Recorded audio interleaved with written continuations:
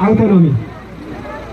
Opposition political parties and the growing fissure, even within the ruling EPRF, particularly from the OPDO and other parties, since the regime claimed the power through armed struggle in 1991, human rights violation in Ethiopia, on Oromo and the other nations have been widely occurring in a continual, regular basis and have been getting worse.